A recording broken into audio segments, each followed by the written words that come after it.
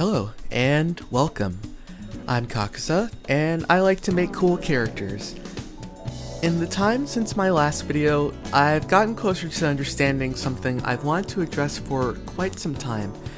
As an artist with a vested interest in character design, I've always felt my designs fall short of my intended vision. Over the past few years, I've endeavored to learn techniques from various artists and illustrators, which have gone on to influence my own personal beliefs as a designer. To me, part of what makes character design so alluring is the prospect of communicating clear messages with visuals alone. To me, the best character designs are often the ones that imply the presence of a story at a glance, scenarios when you look at the character, you start to gather ideas regarding their world and outlook, and the innumerable implications spawned from such thoughts. These ideas then become the spark of inspiration, which is then passed onward endlessly, resulting in a myriad of countless other creations down the line from people everywhere, spanning generations. This phenomenon, this catalyst for all of creation, I'm sure there's an easier way to classify it all, but the reason it's been on my mind as of late is I believe there is an element which separates compelling ideas from the incomplete ones. A distinct factor, independent of skill, technique, conceptual basis, or otherwise. It's trust. It sounds weird, right? What does trust have to do with any of this? Well, believe it or not, it affects more than you might realize. As you may have heard from more established artists in many fields, oftentimes you have to present your work under the assumption that you won't be there to defend it or guide the viewer through your thought process.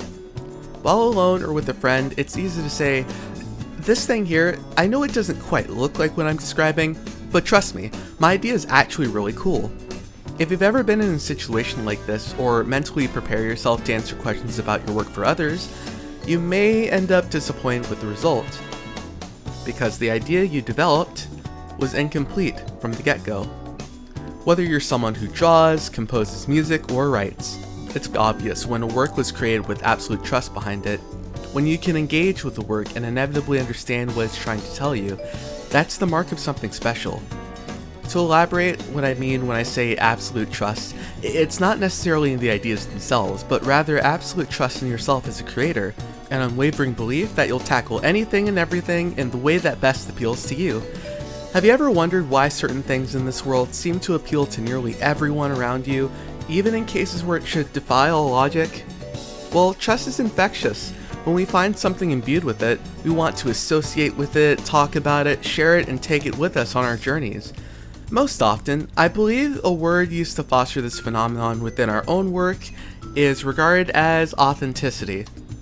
But I'd like to propose reframing it as trust, as authenticity can often feel ambiguous, but we all know what trust is and what it feels like. More than that, we know when it's missing. In life, the best solution to a problem can only be discovered once we identify it. Trust influences our actions, mood, and worldview in near limitless ways. Now, that's pretty much where my epiphanies end. However, if you've seen my previous video, then you might recognize some of these references I'm using for this character. Following my initial attempt, I was rather unsatisfied. I originally planned to drop it and make something else, but I like to think that there's no such thing as a bad idea, just poor execution. So, I decided to give it another shot. So far, I'm a lot more satisfied with how things are shaping up. This was actually the inspiration for this video topic.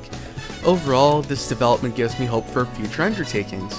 From now on, I think I'll trust myself more, so you should too. Thanks for watching.